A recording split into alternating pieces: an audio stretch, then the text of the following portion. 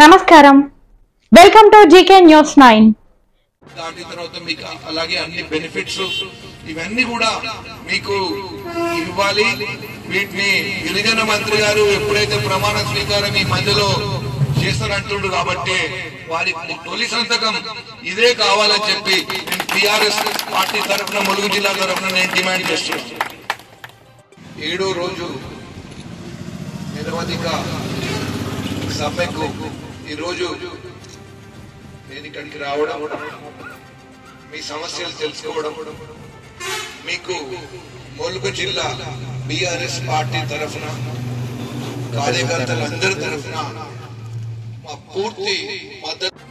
ప్రతి నెలలో 2, 3 తారీఖులలో వస్తే మీకున్న కష్టాలని ఏదో విధంగా ఉన్న జీతంలను వడ్డించుకునే పరిస్థితి ఉంటుంది.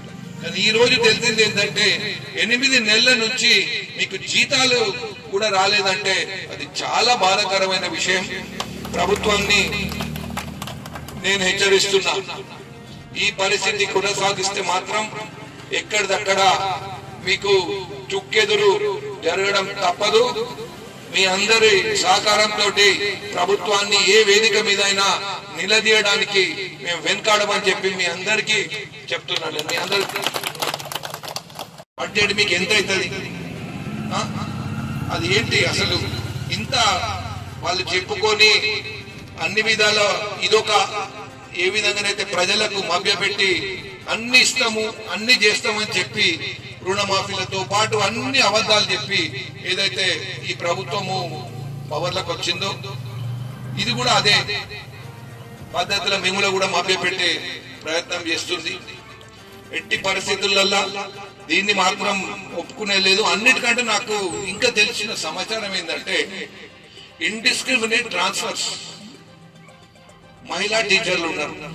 వాళ్ళని ఇప్పుడు పోయి కొండాయో ఇంకెక్కడో ఐలాపూర్ ప్రాంతంలో పోయి చదువు చెప్పంటే ఎంత కష్టం. వినుడు లేదు, వీళ్ళ సమస్యలని చెప్పుకుండా వినే నాదుడు లేడు. అన్నిటికంటే నాకు ఇంకొక ఇన్ఫర్మేషన్ మన వేరే ఉపాధ్యాయుల ద్వారా తెలుసుకున్నది ఏంటంటే దీనికి మెయిన్ కారణము ఎవరైతే అఫీషియల్స్ ఉన్నారో సరైన డేటా ప్రభుత్వానికి పంపలేదని చెప్పి మనకి ఇన్ఫర్మేషన్ ఉంది. ఆ డేటాని దయచేసి మీరు ఇప్పుడు మన మంత్రి గారు సీతక్క గారు గిరిజన మహిళ వారు దాన్ని ఎట్టి పరిస్థితులలో ఫాస్ట్ ట్రాక్ లో పెట్టి ఆ డేటా మొత్తం ప్రభుత్వానికి పంపించాలని చెప్పి నేను డిమాండ్ చేస్తున్నాను. 3 years నుంచి పనిచేస్తున్నాను సిఆర్టీ. ఇంతకు ముందే మా సోదరుడు చెప్పిండు, పాపం కొంతమంది కాలం కూడా చేసింది బాధతోటి. ఇది అసలు ఏ విధంగానైతే కుటుంబాన్ని పోషిస్తామో అనే బాధతోటి వాళ్ళు పాపం ప్రాణాలు కూడా కోల్పోయిన వ్యక్తుల గురించి మనం ఇప్పుడే విన్నాం. ఇప్పుడు ఎవరైతే ఉద్యోగాలు చేస్తున్న వాళ్ళు కూడా సాలని జీతంతో పడే కష్టాలు చాలా బాధాకరం.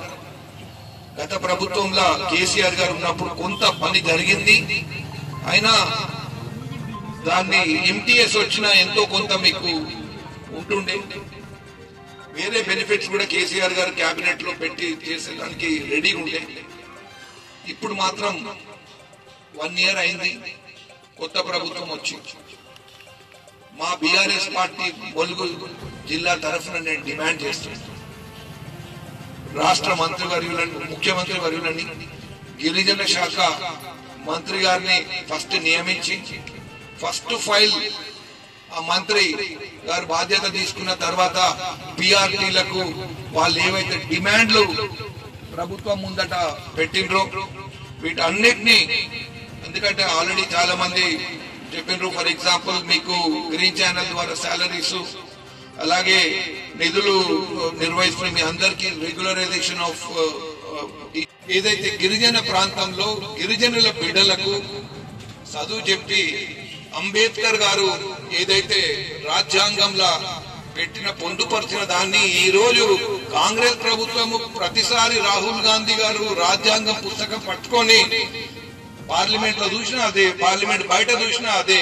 ఇవన్నీ ఓన్లీ ఓట్ల కోసము అంబేద్కర్ గారిని వాడుకోవడం తప్ప వారు ఏదైతే అందరికీ విద్య, అందరికీ ఏదైతే మన ఈక్వల్ రైట్స్ ఇచ్చిన దానికి మీరు మారుమూల ప్రాంతంలో ఉన్న గిరిజన బిడ్డలకు ఏదైతే అంబేద్కర్ గారు ఇచ్చిన దాన్ని మీరు చేసే సేవకు మీకే ఇంత అన్యాయం జరగడం అనేది చాలా బాధాకరం.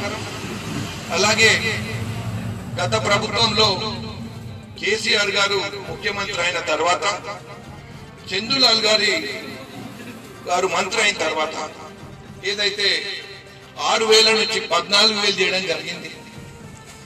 దాని నుంచి సత్యవతి రాథోడ్ గారు మంత్రి అయినప్పుడు 22,000 నుంచి 29, 14,000 నుంచి 22,000, 22,000 నుంచి 29,000 దాకా జీతము గత ప్రభుత్వం పెంచింది. 22,000, 22 క్యాజువల్ లీవ్స్ కూడా వారు ఇవ్వడం జరిగింది. యాక్చువల్లీ కొంచెం దురదృష్టం వశాత్తు మన ప్రభుత్వం మేము కేసీఆర్ గారు ఓడిపోవడం జరిగింది. కాకపోతే ఎంటీఎస్ మినిమం టైం స్కేల్ కూడా ఆల్మోస్ట్ క్యాబినెట్ లో అప్రూవ్ అయ్యుండే. అనుకోకుండా వారు ఓడిపోవడం వల్ల అది ఇంప్లిమెంటేషన్ కాకపోయింది. దాంతో 42,000 జీతం వచ్చేది. అయినా నేను ప్రభుత్వాన్ని అడుగుతున్నా, టోటల్ గా సిఆర్టీలు 2,100 మంది ఉన్నారు మొత్తం రాష్ట్రం మీద. ఇంత చిన్న సంఖ్య పాపం వాళ్లకు ఏదైతే బయట టీచర్స్ అనుభవిస్తున్నారో, బయట టీచర్స్ ఏ విధంగానైతే జీతాలు వస్తున్నాయో, వీళ్లకు మీకు ఏ విధంగానైతే మీరు పడే కష్టాలు, గిరిజన ప్రాంతాలలో రోడ్డు ఉన్నా లేకున్నా మీరు వెళ్ళి చేసే సేవలకు 2,100 మందికి రెగ్యులర్ చేయటంలా ఏంటి బాధ అని చెప్పి నేను ఈ ప్రభుత్వాన్ని క్వశ్చన్ చేస్తున్నాను. మీరు 7 రోజులు ఈ సమ్మెని నిరవధికంగా నిర్వహించడం, ఎంతో దూరం నుంచి మీరందరూ ఇప్పుడే కనుక్కున్న మేడం కొత్తగూడ ప్రాంతం నుంచి వచ్చిండ్రు. ఇది ఎంత కష్టమైన పని, ఇంత దూర ప్రాంతాల నుంచి రావడము, ప్రతిరోజు ఇక్కడ కూర్చోవడం అంటే మీకు ఎంత కష్టం ఉందో, మీకు ఎంత బాధ ఉందో ఉంటే గాని ఇది టేకప్ చెయ్యరు. ఎందుకంటే మీరు ఎంతో మందికి చదువు చెప్పి ఈ గిరిజన ప్రాంతంలో 18% రిజల్ట్ ఉన్నదాన్ని మీరు 95, 97 అంటుండ్రు. కానీ నాకు వచ్చిన సమాచారం అయితే 100% రిజల్ట్ మీరు ఇచ్చిందని చెప్పి నాకు సమాచారం ఉంది. ఇది ఒక గొప్ప, దాన్ని ఏమంటారంటే మీరు ఒక గొప్ప పట్టుదలతోటి ఇక్కడున్న పిల్లలకు బోధన చేసి వాళ్ళని ఒక దారిలో పెట్టాలని మీరెంత కృషి చేస్తుండ్రో నాకు చాలా తెలుసు. ఎందుకంటే నేను ఈ ప్రాంతంలో పుట్టిన బిడ్డని. ఇక్కడ మారుమూల ప్రాంతము ఐలాపూర్ లాంటి, శంకరాజపల్లి, రాంపూరు, వాజేడు, వెంకటాపూరు, కొండాయి, ఇంత దూర ప్రాంతాలకు మీరు వెళ్ళి చదువులు చెప్తుండ్రంటే అది మామూలు ముచ్చట కాదు. ఇది ఏదో సిటీలా పనిచేసి బస్ ఎక్కి 10 నిమిషాలల్లా డెస్టినేషన్ కి వెళ్ళి చదువు చెప్పే పరిస్థితి కాదు ఇక్కడ ఈ గిరిజన ప్రాంతంలో. నాకు బాగా తెలుసు, వర్షాకాలం వాగులు దాటుకుంటూ, వంకలు దాటుకుంటూ మీరు చేసిన సేవ నిజంగా ఈ ప్రాంతానికి, ఈ ప్రాంతంలో ఉన్న బిడ్డలందరికీ చదువు చెప్పడంలా నిజంగా మీ అందరికీ నేను చేతులెత్తి నమస్కారం చేస్తున్నాను. నాకు అన్నిటికంటే బాధాకరమైన విషయం ఏంటంటే ప్రతి ఒక్కరికి ఇక్కడ మహిళా టీచర్స్ వీళ్ళున్నారు, వీళ్ళ బాధలు నాకు తెలుసు. 180 days మెటర్నిటీ లీవ్ ప్రతి ఒక్కరికి వస్తుంది. అంటే ప్రతి ఒక్క గవర్నమెంట్ ఎంప్లాయీకి ఏదైతే బెనిఫిట్ వస్తుందో, వాళ్ళు ఎంతైతే సేవ చేస్తుండ్రో, మీరు ఇంకా ఈ గిరిజన ప్రాంతంలో, మారుమూల ప్రాంతంలో వాళ్ళకంటే తక్కువ మీరు ఏం సేవ చేయనప్పుడు మీకు ఇంత విపక్ష చూసి ఎంతో నాకు చాలా బాధ కలిగిస్తుంది. ఈ వీడియో మీకు నచ్చినట్లయితే లైక్ బటన్ క్లిక్ చేయండి. మరిన్ని వీడియోలను పొందడానికి దయచేసి సబ్స్క్రైబ్ చేయండి.